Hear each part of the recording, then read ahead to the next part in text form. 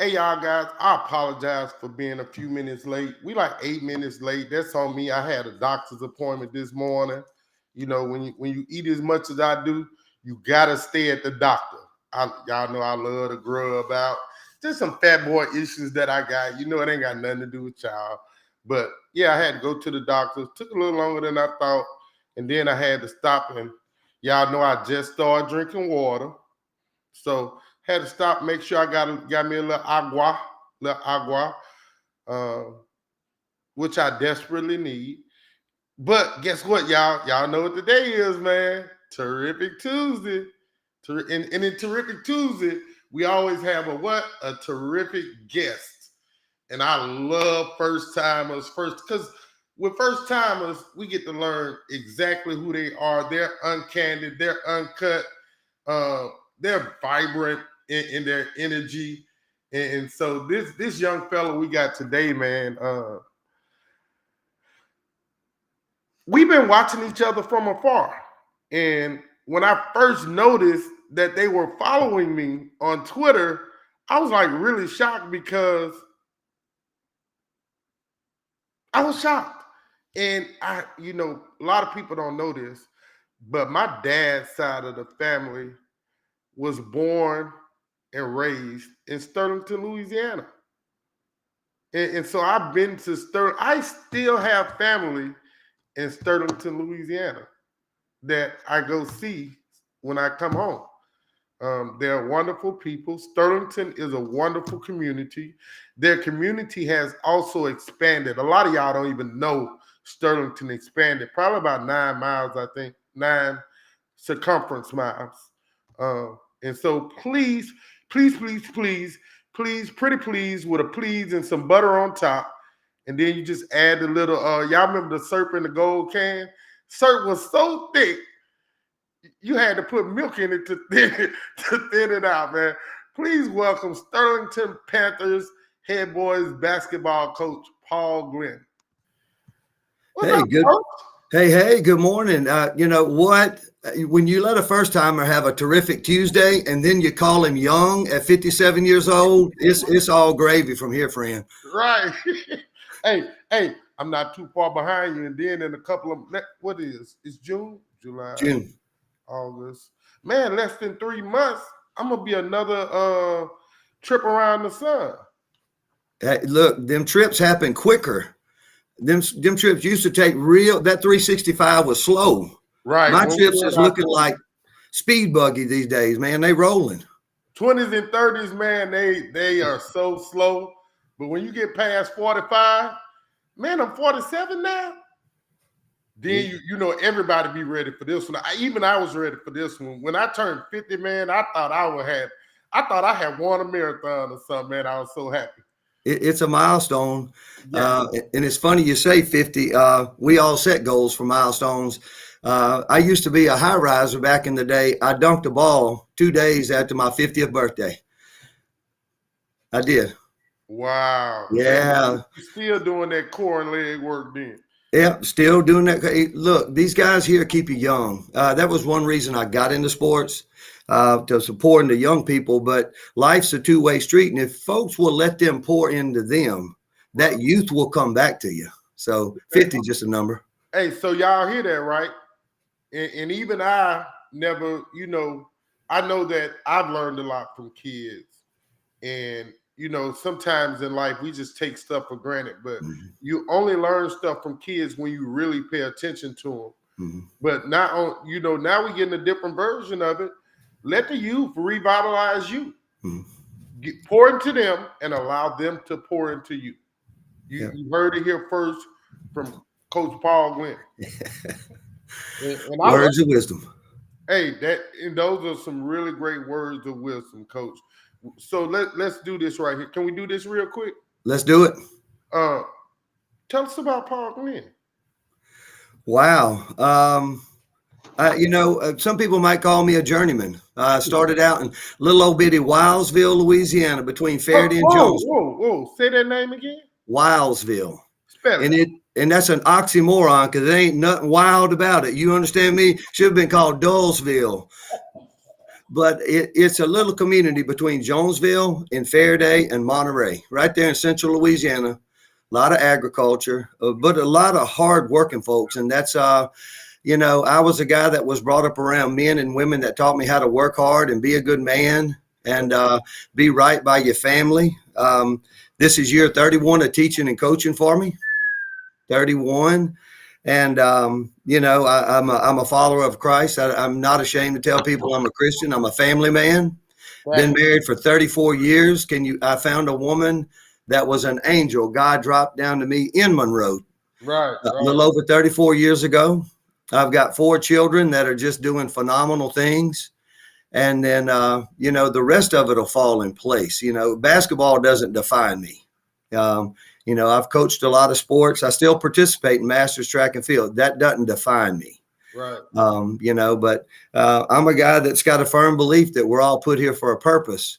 And I wake up every day looking for my purpose, looking for connections. And that's why your show's been a blessing. I sit and listen to the gentleman that's a running backs coach, was talking about starting a college from scratch. Right. And you just see a person that's met adversities head on and didn't see obstacles that he couldn't overcome. He just saw the next thing he was going to conquer. Right. And that's a person I would have never listened to had it not been for your forum. So, every day I'm getting up and looking for an opportunity to get better as a person and hope that the things that I bring into my life will be something I can plant a seed to make my athletes better every day. We had a great practice yesterday, and a lot of it was because I listened to a podcast before I came to practice that just inspired me to, get out there and work hard. Right. I would and the crazy part about that, coach, is we as people today, we're so prideful that when you hear a guy say, man, I was really good at this one thing, but nobody said that I need to be good at 2 things. Mm-hmm. And so because of that, I only got a 5th grade education. Like nobody would. No. People don't expose that. People don't expose those kind of secrets, but that's how you get better by saying, yes, you're good Christian. That's how Saul was able to change his name to Paul. To what? There we go. Because he wasn't afraid to overcome some things and triumph because he wasn't a believer. Right. Yeah. The good word tells us we will face obstacles in this life. Right. But I've come and I've conquered the world. So go on and hit them head on. Right. I'm right beside you. And, that lends itself to a team aspect. The 2 things we have in our locker room and never take down is have fun and be a family. Right. And that's when you find out what family does for you, because you're going to hit obstacles and we're going to go through it together. And, your forum and folks like you, that's why I hate to hear, maybe that, you catching some flack in gyms or whatever, we all try, iron sharpens iron. We trying to make each other better. Right. Let's find the good in the world. And I tell these kids all the time, yeah, I'm just a media guy, but what kind of media guy would I be if I spend a little time in the gym and don't really get to know who you are as a person and don't ask you to be better to help you better yourself? Like, right. Y'all got to excuse me on this one, but I'm pissing in the wind if I just do that. Yeah. If I only come to the championship games or the Carroll versus Wiseman or the Washita Wiseman or the Richwood Carroll, or if you only come to the big games, what the hell are we doing? Right.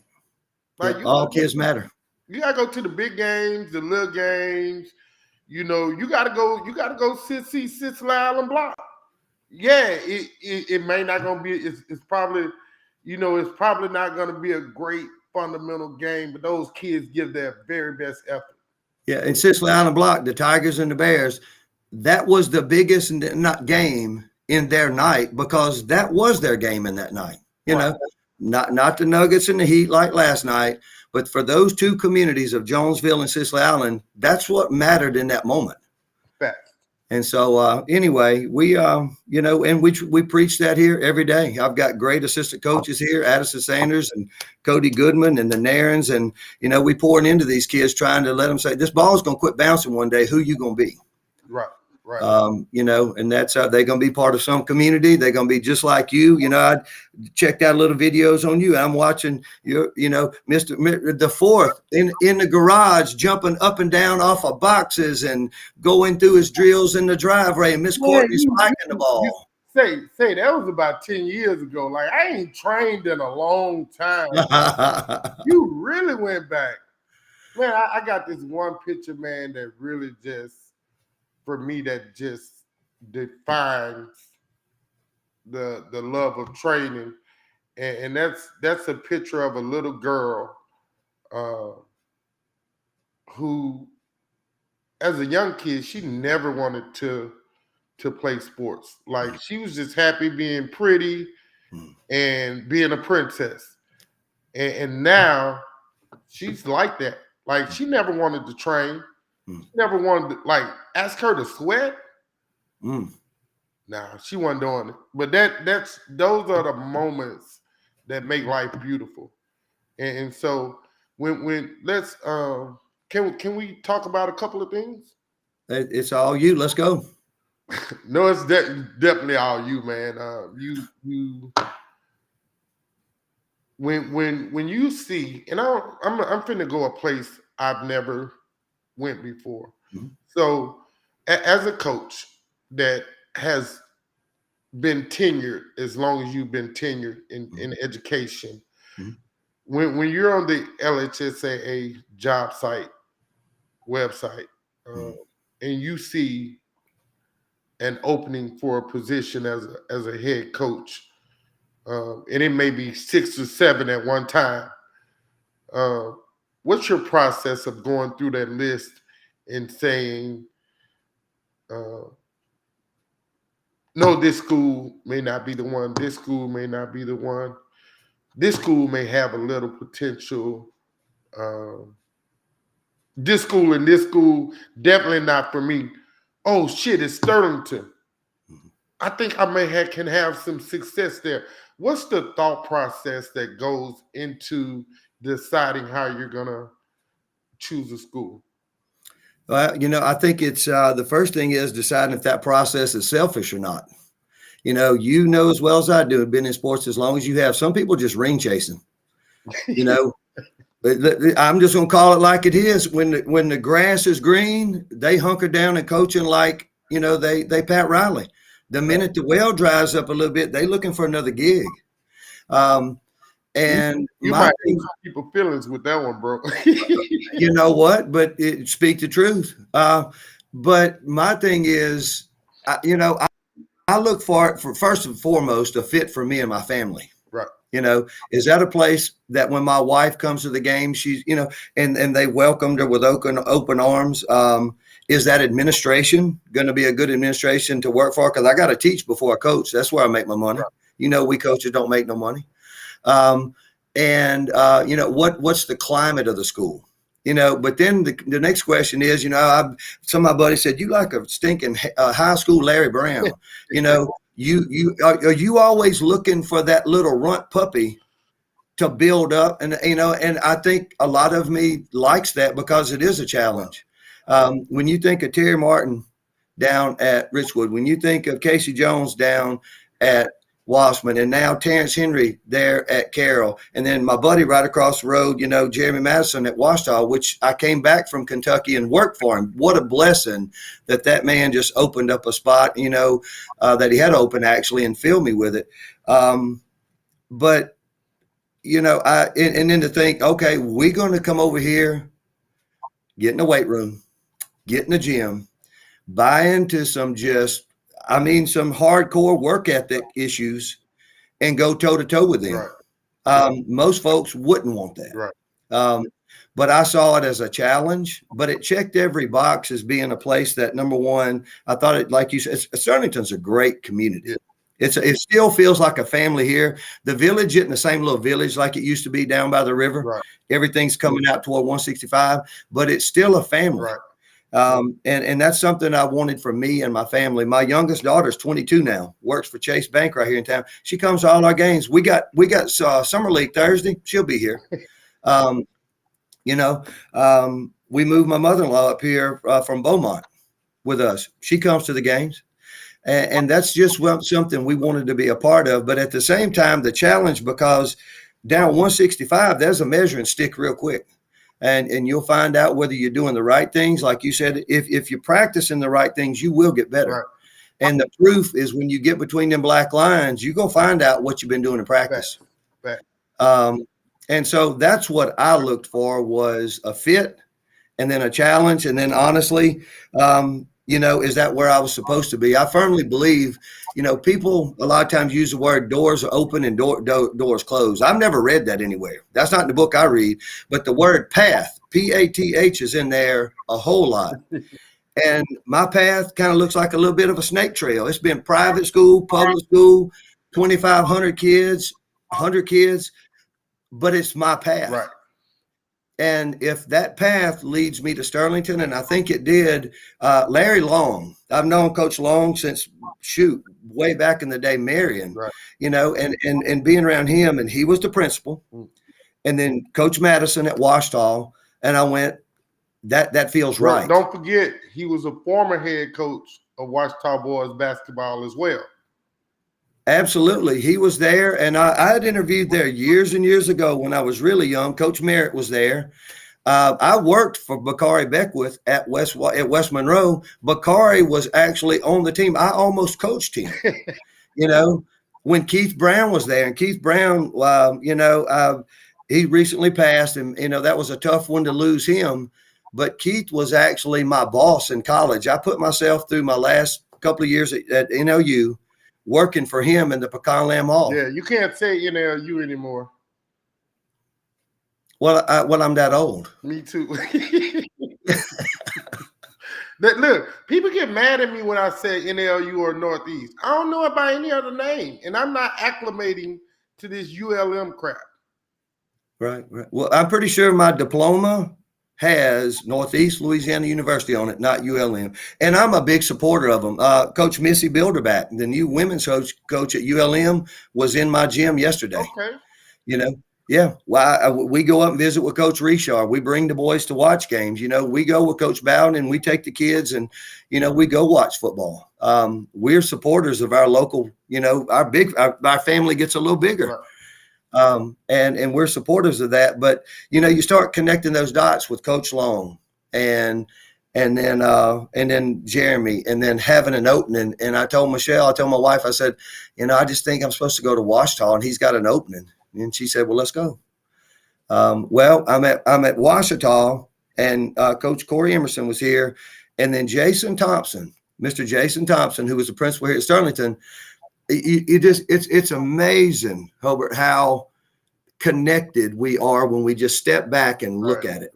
My daughter that recently married, Haley, she's 24 now. When she was in the 4th and 5th grade, and we lived in West Monroe, she played softball with Katie Beth. Well, Katie Beth just happens to be Mr. Thompson's daughter.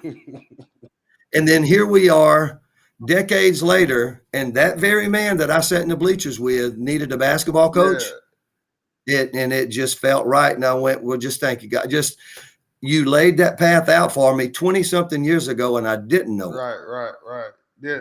But I see it now. When you look at, man, and that's the crazy thing about sports and coaching. When you look at the coaching tree is it's a fickle thing, because sometimes we find out that people have started or stopped or turned left, turned right, or whichever way, there go that word again, whichever way their path leads them, but they've intertwined with so many people.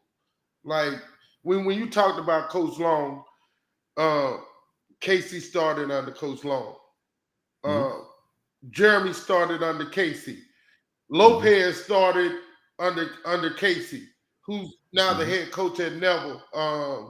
It's just so many people that have touched each other, and you learn a little bit from this person. You grab a little bit from this person, and then sometimes somebody passes you a note in class, and you think it's asking you for an answer, but it may give you an answer. True. And so the process of building those relationships with different coaches, how much can you still remember utilizing resources of friendships that you built, not just to share film, but to still share wisdom and knowledge about the game, because the game changes. I never stop. I was talking to my friend Tim Hayworth. We coached together in Kentucky, and a lot of people may not know I worked here for a number of years in Louisiana.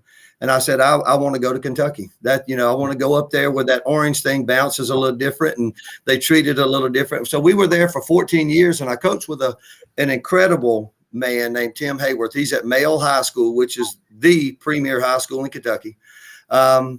And we just developed a friendship that'll never go away. I've talked to Tim 2 or 3 times in the past week, knocking ideas around him because strategically, just that, he's a great man. He's a great dad.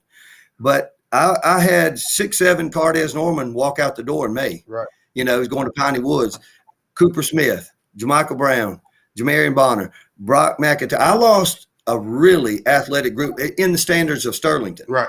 And now we're not that anymore. And so to find people like that, just to call and bounce idea. I called Chris Guy in Mayfield, Kentucky, and said, man, I think we're going to have to be more dribble drive this year. I haven't been that. I've had a post player. We could run Princeton stuff. We could seal and drop and post and get it. We don't have that. Our tallest kid's 6'2" right now. Right. And so, and finding people like that resource-wise, Randy Crawford, who you mentioned Block, who had been at Block for years and years in Harrisonburg and ended up at Grant. I've called him recently and said, hey, I need some help, friend. You got some. And then what a wealth of knowledge. Robert Mitchum. He's been in it forever. Coach Mitchum was at Washita for a long time, and he's in the Ruston area now. And I'll drive to Ruston some days with my dry erase board, sit down. As long as you bring him a Domino's pizza, everything's good. Right. That's the price of admission is a Domino's pizza, extra pepperoni. And I just sit back and let him go, and it's magic. I don't know it all, but I'm a pretty good sponge, and I firmly believe if you'll just I did things yesterday in practice that I took from Jeremy Madison. Okay. Just little nuanced things of how he does one little drill defensively, and I think that's all of us, pouring into each other. But I know it's extended past that. I try to send out, like you have your, Magnificent Month, Terrific Tuesday, every Wednesday, we all, it says I tell my kids every day, we all either are going through something, we just went through something, or you're going to go through something. And so every Wednesday, I find a dad joke kind of picture. I mean, goofy is the worst jokes ever. You understand me? You wouldn't want to put it on your website. You lose viewers. They're silly, and and I send them out every Wednesday to about 90 people or so. A lot of them's my coaching friends, and I call it Hump Day Humor. We got to get over the hump. See, I done made you laugh, and it's Tuesday. Right. And because we all need that little lift under our wings sometimes. Right. And a couple of Wednesdays last year, I had COVID, went in the hospital, and I missed a couple of Wednesdays. Man, my phone was, Coach Glynn, you okay? Coach Glynn, I said, man, I've been in the hospital. Man, where's our Hump Day humor? And I said, well, I'm sorry, I'm back on it now. And it's just that connectedness. That in the coaching world, if younger coaches would step back and see it at that as not a rivalry, right, but a community. And even with the officials, a lot of people don't know this. I heard you and Michael Theus talking. Right. Mike's a great friend of mine. Michael Theus and I used to hoop together at Tech. Okay. How about this for a side story? He was the manager for the Louisiana Tech Lady Bulldogs when they were the real deal. Sonia Hogue, Barmore, Mulkey was playing. Don't. And Mike and I got to be friends. You can't forget Teaspoon. Teaspoon. Well, that's what I was fixing to say. He was the manager, and I said, "Hey, Mike, I'm going into coaching. Can you get me permission to the gym?" Because Barmore didn't like nobody in the gym. And he got me in. And some of the things that it developed me. It laid the foundation. Right. From me watching the Lady Texas with Pam Gant, Teaspoon, Stacey Davis, Erica Westbrook, I mean, I was mesmerized by the way they ran practice, how hard those girls played, Right. you know, and then even the run-ins over here with ULM when they had Jung and Shauna Perry and all them. Oh, man. But it was such wonderful basketball. But Mike Theus has been my guy since '84. Right. And it was so good to find out he was in officiating. We hadn't talked quite as much. I've actually officiated 3 state tournaments, been the R in 2 of them. Wow. And I think it gives me a perspective as a coach. Right. You know, people say, dang, you sure know how to walk that line. You get out there and then you back off or whatever. I said, well, I've wore those stripes. Right. And, you know, and it's a different feeling. Because I promise you get called everything but John Brown when you got that whistle in your mouth. But I also tell, I especially tell the really young coaches this. If you got a young team, the best way to teach them the fundamental rules of the game is bring in a couple good officials and don't just bring them in. Give them a couple $100, buy them dinner, and say, hey, officiate this practice, and as much as you need to, blow the whistle, tell the kid what they're doing wrong, so that the kids, the more you understand the rules, and I learned this from Michael Jordan a long time ago, and I taught it to my two kids that are athletes. If you know that rule book, you can legally cheat the game. But if you don't know the rule book, you turn into a complainer if you don't know the rules. Right. Like that is something that I think, and it's just me. I'm stupid. I don't know no better. A is bring good officials in and help your kids learn the rules so you can legally cheat. The other thing is, by LHSAA standards, I don't know how legal it is, but the same way you get together and have a 3-way team camp during the summer, I think more teams need to practice against each other at the beginning of the season.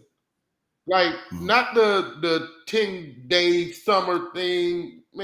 No. Hey, coach, let's get together, let's practice. That way, if you say you only got 9 guys, and you're trying to figure out how to work on your defense, but now you got to step in there and you got to pass the ball and try to watch, your defense. Well, if you can, within the rules now, because I believe I believe in being within the rules. But if you can bring another team in to practice legally, and now you can truly work on your defense because the team that you're going against is running a totally different offense.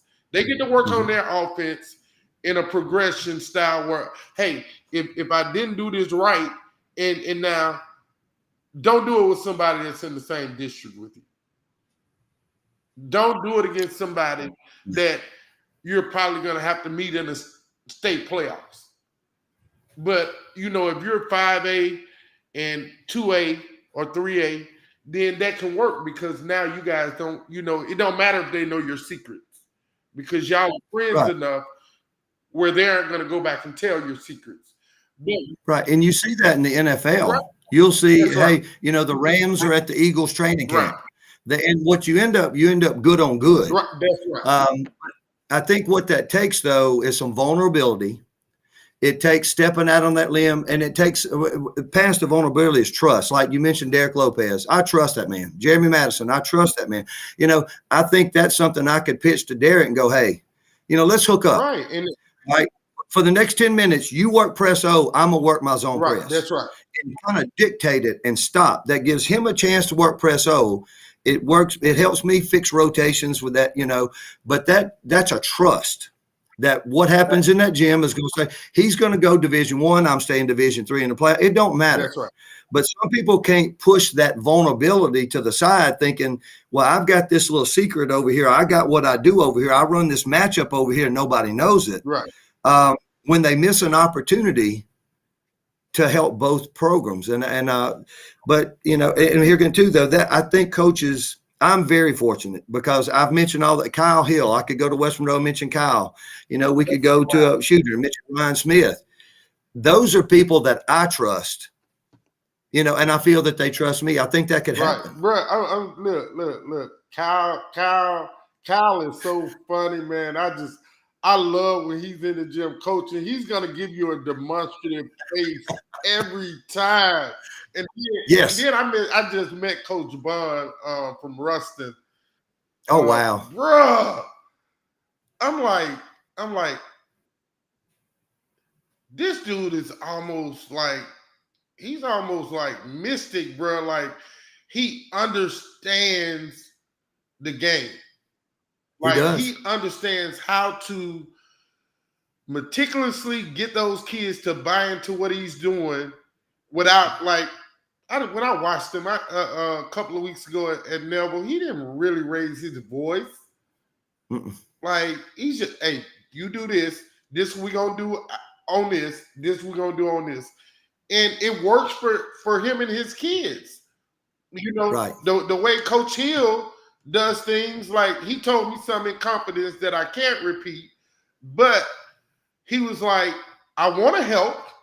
I want to be this thing for this kid, but if I be this thing for this kid, then maybe I gotta mess over these kids that do the work.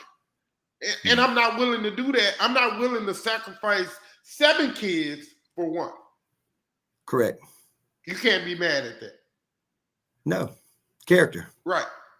Which we talk about all the time in building character in young men so they'll become model citizens in their adulthood. So they'll be great fathers and a better husband than me for sure. Because I put something, but we have to be able to mold each other together, because coaching, like even in coaching, bro, like you had to learn how to speak basketball terms from somebody. And that's, for me, one of my favorite coaches in any sport is Dennis Chandler. He comes from a very successful McCall and was there for some years. And now I think in year 26 at East Ascension, 5 state championships, he knows how to win. He knows how to get kids better. And just like a little girl that I've known her whole life since she was about 3 or 4 is now playing for him. And where everybody else says, well, oh, he's mean. And she's never played competitive basketball before. She said, I love Coach Chandler because he loves me. I love that you love Coach Chandler because she's like, he's fair. Right.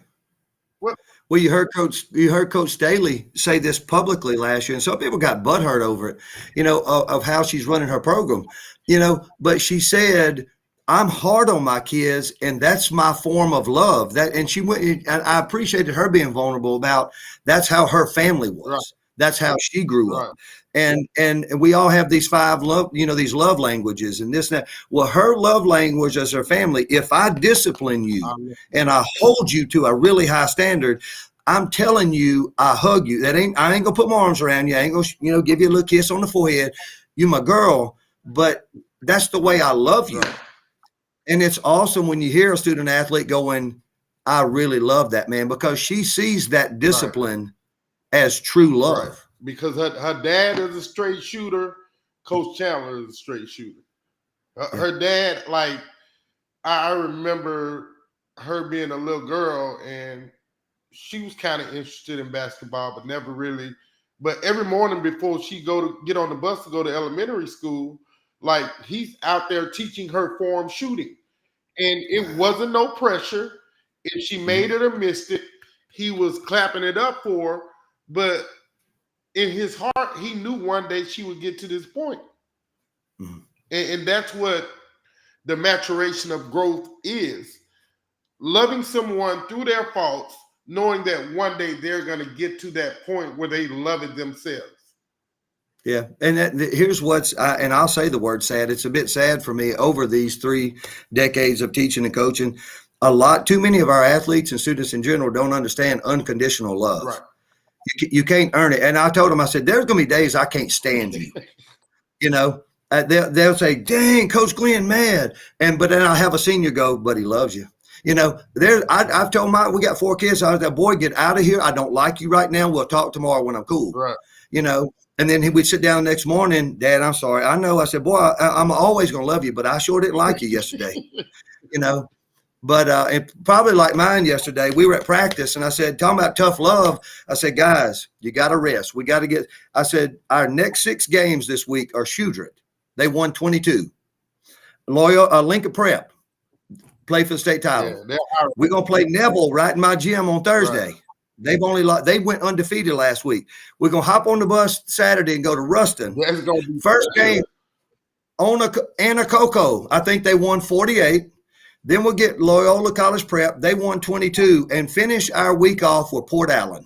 Wow. I said, you want some tough love, you're going to feel like you swelling up like a Valentine balloon by Saturday, because I'm going to tell you, that is 6 high-caliber basketball programs, and that's the only way we're going to get better. Man, we've been talking so much about just life, man.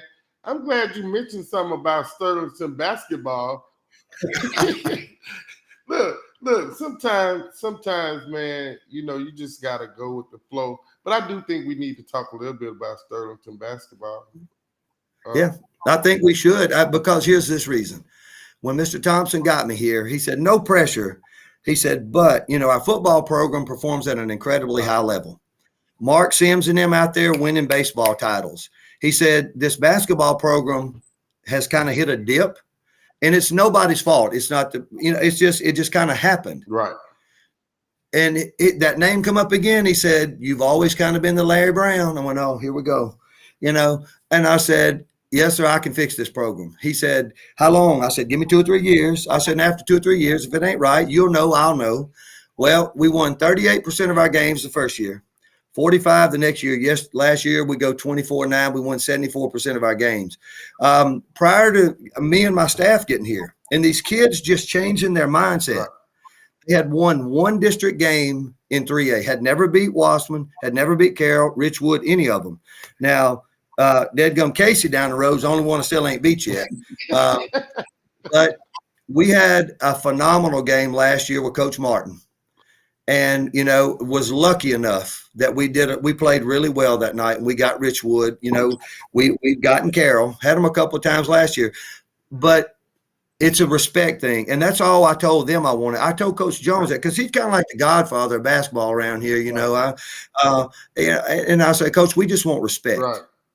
I said, we may never beat you, and he said, Coach, he said, your kids play so hard. And I crossed his wife lately. She's an incredible administrator in our parish. And she said, Coach Glynn, I said, well, she said, you and I have never sat and talked.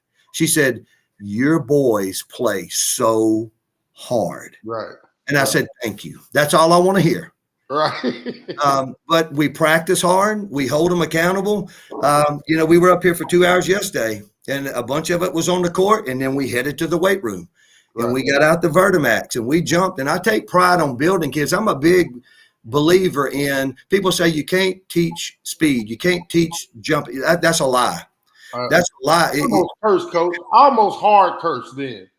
If you can't teach it, why do they create all these so you have no equipment speed strength drills, and you have with equipment speed strength drills. Yes. If you couldn't get a kid fast, if you couldn't get a kid bigger, stronger, faster, why would all these new technological developments happen? Right. And I studied that. Like Cardez Norman, when I first got him, he's Carles Funch's cousin. Yeah. And Carlos wants the dunk contest and all that. But even Cardez, when I got him, we increased his vertical 4 inches. He went from 36 to 40. He touched 12 feet. He was my first guy here that a true flat bench press 300 pounds. You know, people say, well, that ain't got nothing to do with that little orange ball. Oh, yeah, it does. The post is physical these days. Right. Just like you said, you find ways. There's people grabbing. They got that forearm on you. They leaning you. And in this district, they'll say, we're going to do it till they call it. Right. Well, if your body physically can't handle that, and so, we have special drills in practice called knockoff drills, where literally we get the football dummy pads out and swimming noodles and stuff like that. And we get after each other just because if we can make practice harder than the game, is not so tough. Right. And sometimes our good on good, it's pretty wide ranges. Right. But, it's wonderful to be around this kind of good basketball. Because you'll see a lot of screen and roll teams. You'll see pressing teams. You'll see, you play Ravel, you think they got 8 of them out there. It's just kids everywhere. I'll go, coach, they can't play but 5, and they just swarming you. And Coach Hudson at Lincoln Prep, same way. They're so aggressive. But if you set a screen, Mossman, they're going to trap you. Well, if you don't practice passing out of a trap, silly on you. Right, right. So you don't practice retreat dribbling. Shame oh my God. Because they've got 6'5" Christian and 6'7" Jordan Comanche all over you. It's but that makes us better because we know what's coming. Right. And so as a coaching staff, we have to prepare from anywhere from playing, a smaller school that's going to sit back. We're going to play Shudron Thursday. I promise you, Ryan Smith probably going to start the game in the zone. And then the very next game will be Lincoln Prep. And the minute the ball comes in, there's going to be a green jersey inside our blue jersey. Right. And if you can't shift gears, they're going to embarrass you. And when that ball is tossed, if that green jersey isn't high pressurized, they're going to hear about it. They're going to the bench. I would too. Coach Hudson's kind of intimidating. That's a big, strong man. Goodness gracious.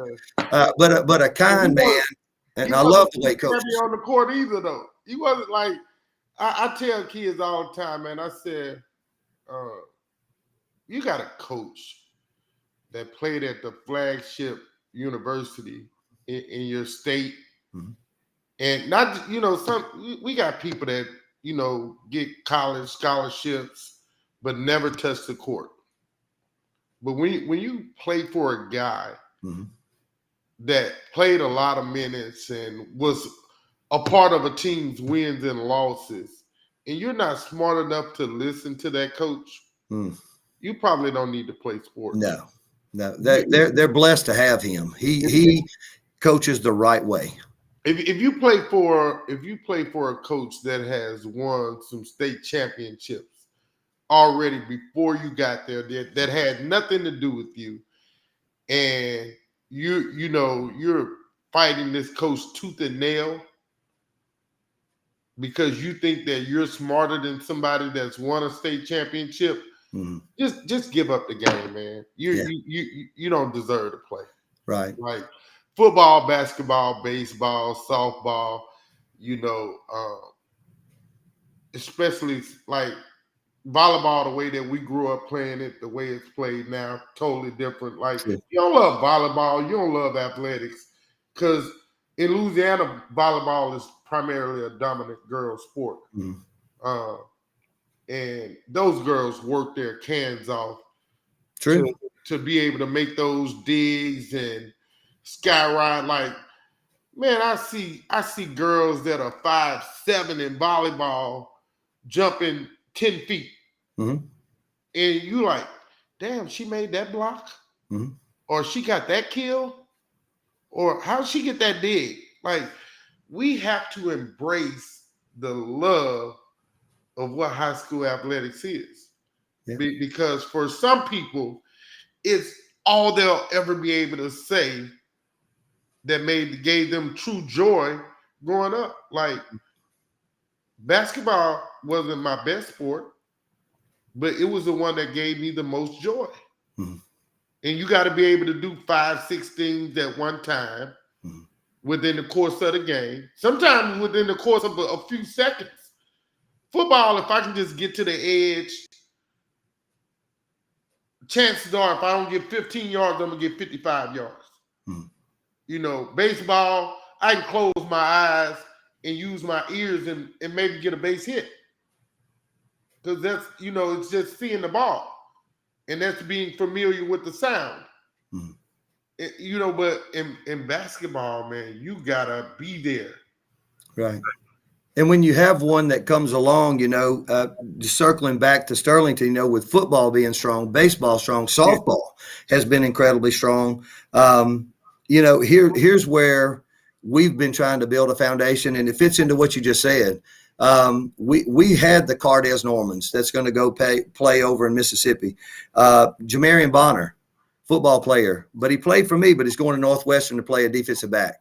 But then we got kids now that have bought in and went and taken pride in it. Like, I'm a basketball player. Cooper Nelson, who's ranked incredibly high as a 2026 guard.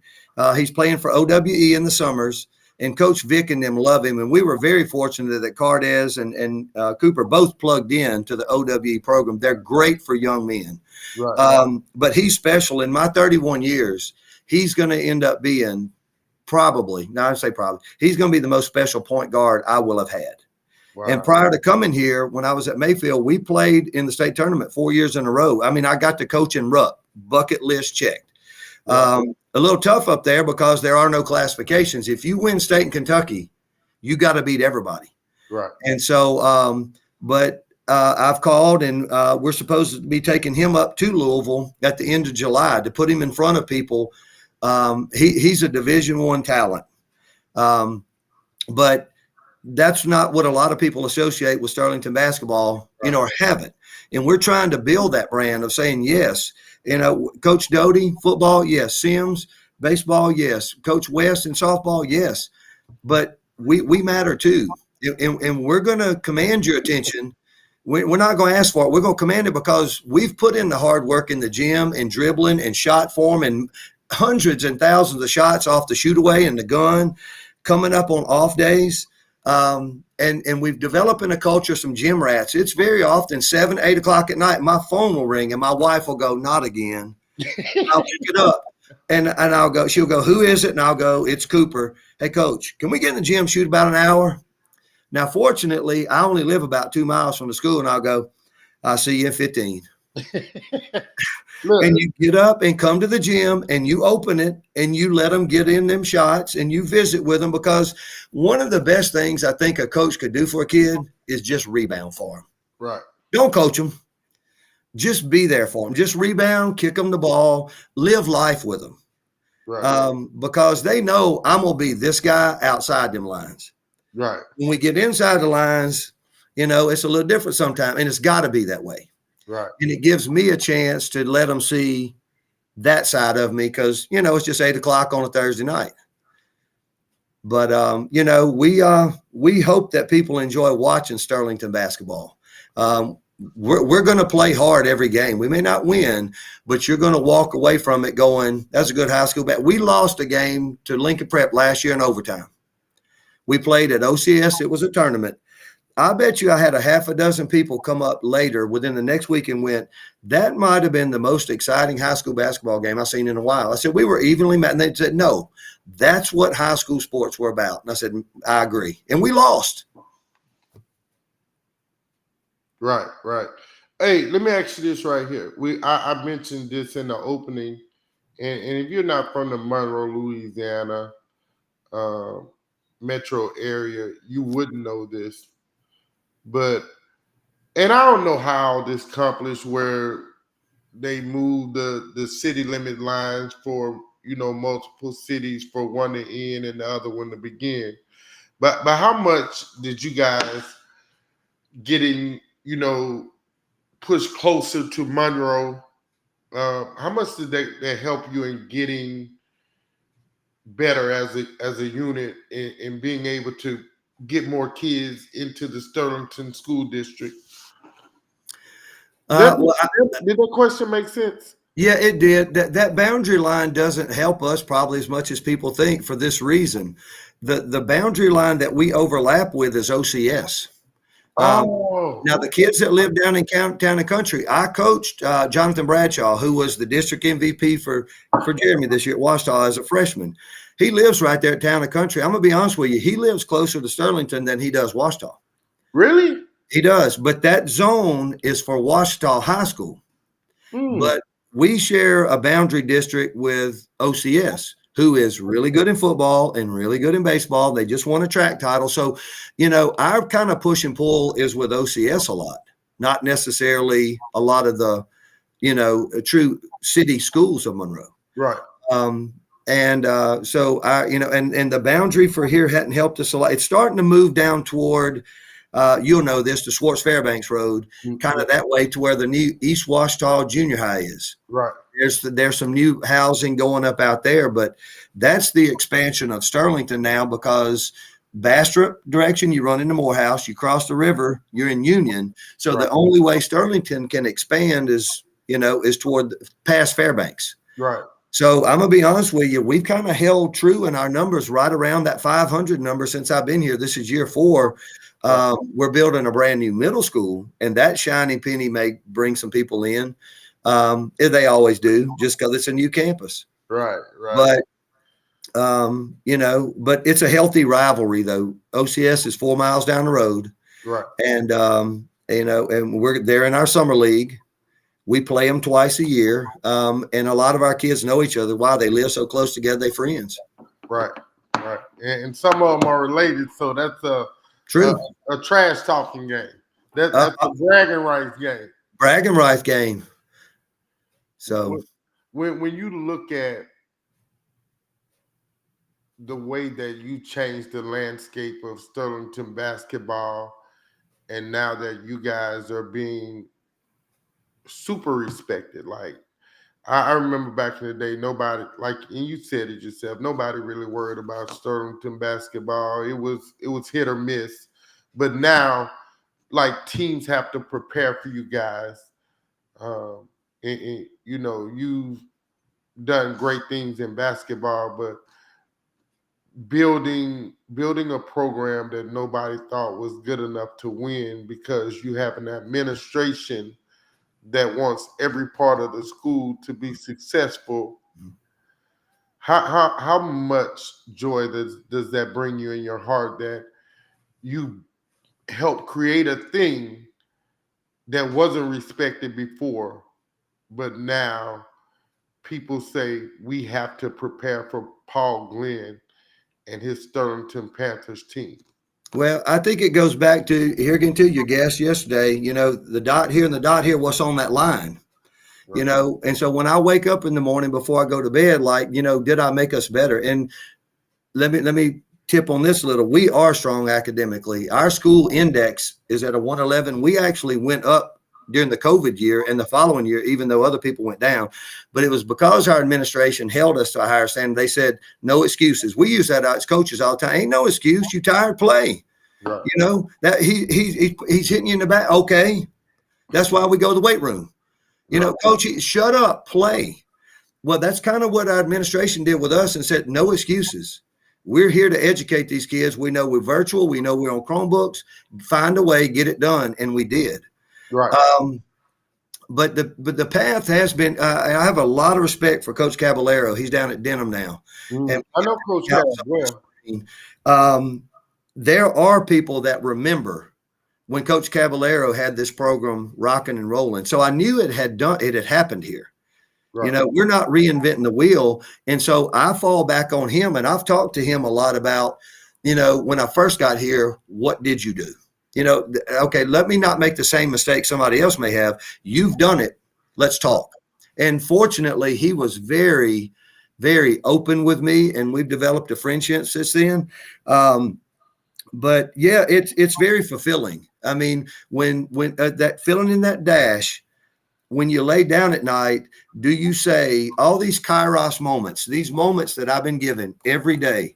I had a pastor tell me one time, you're going to be given these moments, and if they're there for you and you only, nobody else, if you don't take advantage of them, you will be held accountable. And I'm going to tell you, the word that scares me. So I was young and dumb like everybody else early coaching. It was about me. It was about putting the ball in that trophy case. And now it's not. It's about a daily fulfillment, because all I can control is today. Right. And so when we got practice today, 4 to 6. Basketball wise, shame on me if when we walk out the gym at 6:05 that we're not better. Right. And so it's a fulfillment that comes in little bitty steps of knowing that if we just handle little bitty steps the right way every day, you're not going to see this epiphany from we were here and jumped up here. It's taken us 3 years. Right. Now, if we keep taking those little steps, then who knows? Maybe Burton is an option down the road. I don't guarantee nothing. I just know we're going to play hard.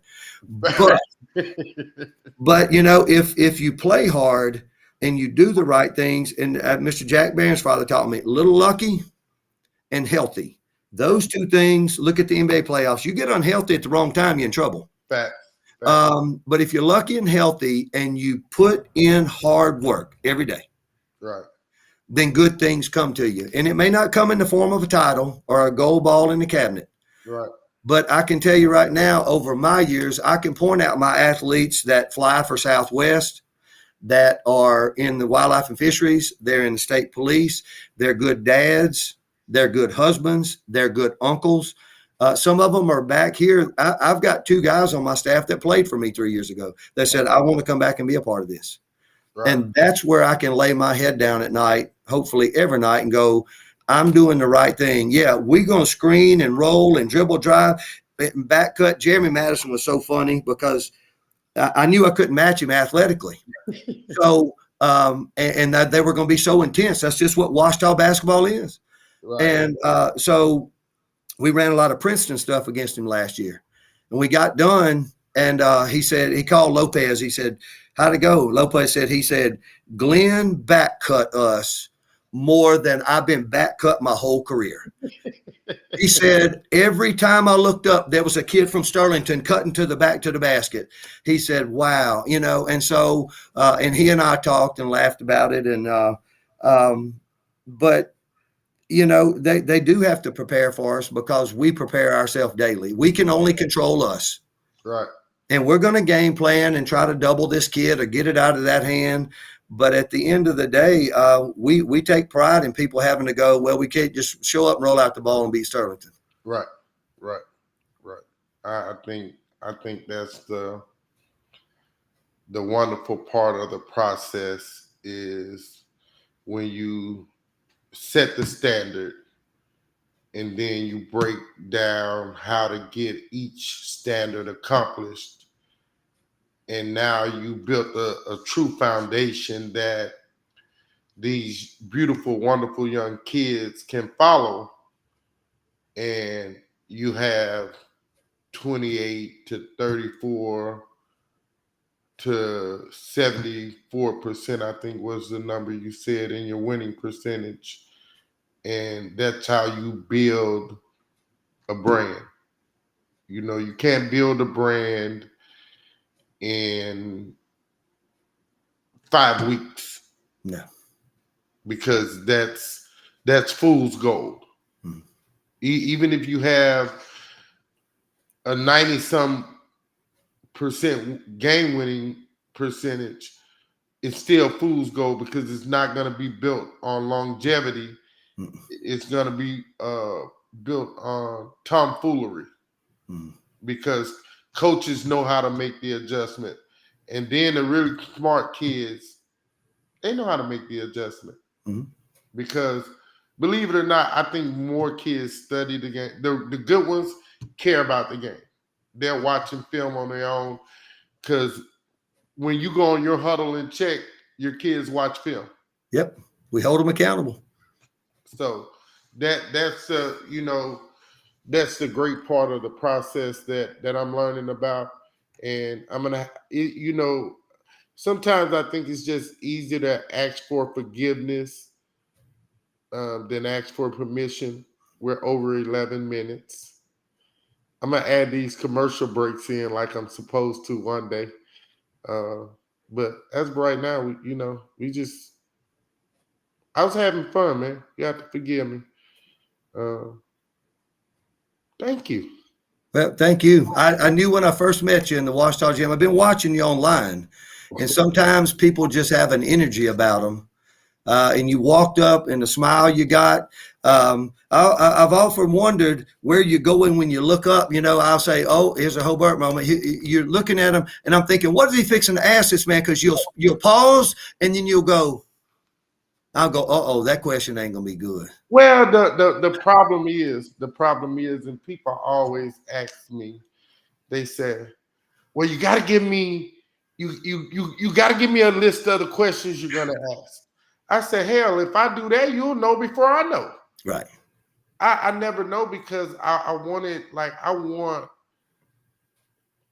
each and every interview I do to be different, unique, special. Not for me, because this is not about me. This is about you guys. I'm talking to 3 kids from St. Michael's yesterday at the Woodlawn Summer League in Baton Rouge, and when I think about, we were talking about doing an interview with them, and when I look at the joy that came across their faces when they said, "You're really going to interview us?"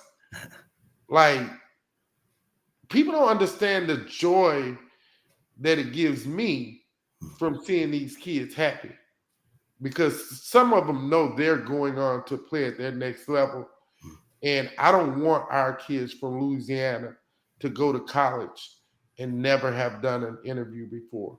So that's why I try to do as many interviews with the kids as I can. And we do, a lot of people don't even know I do interview prep with every kid I interview. And and, Wow. and some kids are scared to death, but by the time they get on camera, they're relaxed. And I Right. never put them in a Paul Glynn space, because they're not Paul Glynn. They're high school student athletes.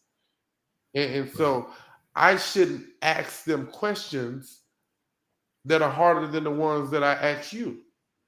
And so therefore I never know what the question is gonna be.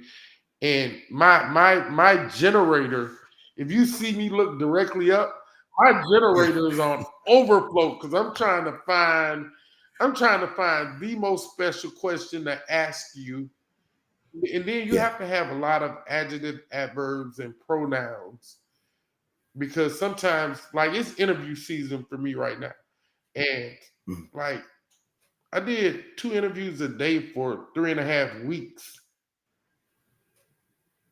I ain't that smart, but it seems like a lot. And so sometimes, to keep it fresh and keep it from being redundant, you just have to add a little. I like I like roux. I like Mhm. what I like what the end process of a good roux means to gravy, or to gumbo, Oh, or to etouffee. wow. That's the fat boy in me. Like, Well, keep drinking your water. oh yeah, hey, it was good, man. It's gone though. Y'all hear that? That's all ice. Yeah. Y'all want to do me a favor? I like Aquafina. But I wanted to thank you. I think the word I got when I met you and been watching your stuff is genuine. There ain't a lot of genuine people anymore. And I thank you for being that. And I'm going to thank you for this. I watched your interview with Anira down at Wassman.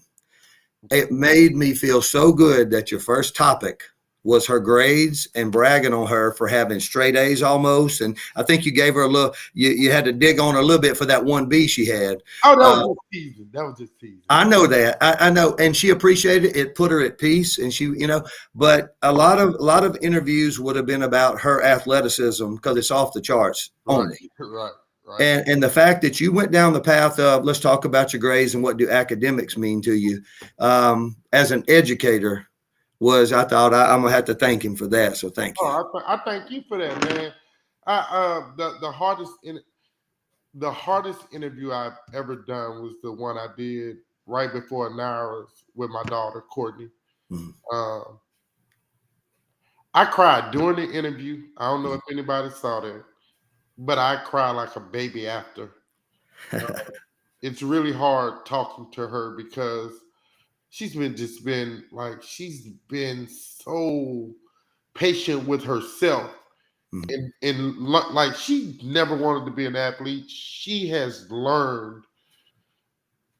She watches film after every event they play in. She goes back and watch every game. And I can tell that she really is watching it because it don't seem like she makes the same mistake twice. Wow. And you know, I'm great. I got the best opportunity in the world. Now if I can just get some financial gain from it to be able to do more and hire more people to be in more spaces. You know, can y'all get all y'all student athletic body to follow, you know, all them social media sites and yeah, that's my goal, man. I want to put a camera in every school in the southern states. I need y'all help to do that. Yeah. Well, we certainly thank you for helping our kids. Anytime, just call me, Coach. I got you. And we're 105, so I'm probably gonna get in trouble from the people that I have to answer to. Y'all didn't even know I had to answer to people, did you? Yep, I got people that I answer to that says you work too long and don't get paid. Wait, blame it on the old country boy from Sterlington. Oh no, you hey. So again, my family born like my dad's whole family, my grandma, my great grandma. Hey, cousin George Grayson. I just told on myself. Hey, but hey, I still got a lot of family that still lives there, man. Well, when you come this way, come visit. Yeah, like we're family now, man, because everybody loves Hobart Grayson. If go ask anybody on that Walls Lake area, go ask anybody and see if they don't love Hobart Grayson. I bet you can't find one person in the Walls Lake area that didn't love my daddy. Wouldn't expect it. You aren't going to find one person that didn't love my daddy. I guarantee you. That's awesome. Now, they don't, you know, me, I'm just a fat boy, but they love Junior. So, hey, man, Paul Glynn, thank you. Thank you. And I you know, when you look at this process, man, I saw you guys, and again, the word you used it a multitude of times was compete. You guys are gonna compete no matter what. You're gonna get better. When I talk to like Casey is like a big brother to me. And when I talked to Casey Jones, and he said, "Man, I can't talk right now. I'm trying to prepare for Sterlington." I got to prepare for Sterlington. You're doing something great. Well, and he's never. He answers when I call. Like Casey's gonna answer my call. Yeah. Like, man, I ain't got time to play with you. I got Sterlington today. Come on now. My bad. Yeah, that's what he say. That's what he say. But thank you, man, for you know, taking a good hour and 8 minutes and 19, 20, 21. You know, it was fun, man. And I think we talked more about life than anything. And it makes me feel really great when people are vulnerable enough to express their real life feelings from the heart. That makes to me the best interviews, and it gives me this warm, fuzzy feeling inside. And I know I can really trust you when you open up and let me inside of your heart. It's my pleasure being with you. Thank you. Hey, you want to shout out to somebody? Principal, wife? Definitely my wife. I was a touch late. That's why I called you. She's taking her mother to the doctor, and she was going, "You got to do what?" I said, "I got to go talk to my new friend on the internet." You know, and she said, "Can you?" I said, "No, babe, I can't do it today." So my wife Michelle is my rock, and 34 years, and but yeah, all the Sterlington family. I'm fixing to go check in with my principal in a minute, and see how she needs me.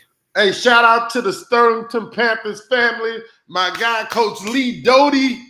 Sterlington Panthers football. Hey, Mr. Principal, can y'all get a principal my number? Tell me the brother up. I can do it. Let's chop it up, man, about some business. Yep. But Sterlington, Louisiana, I love you guys. I always love you. Again, my family, my father's side of the family is from there. It's always good talking it up with wonderful people that have a heart of gold that's based off the love of Jesus Christ. And so that's Paul Glynn. That's Hobart Grayson III. We love God. We're not afraid to show it. And I think that's probably the part that took over the conversation. I got a little, I got a little happy. I love talking about God. But hey, you guys, I think we're gonna be out for a few days. I'm gonna drag myself to Orlando, Hey. so I can yell, "Duck you, sucker!" It's my favorite volleyball quote. I'm going and watch my daughter get some kills, get some blocks, and she's just becoming better. And it does my heart all the joy to be able to be a part of her everyday life. And thank you to the Red Storm of Baton Rouge volleyball family. Thank you to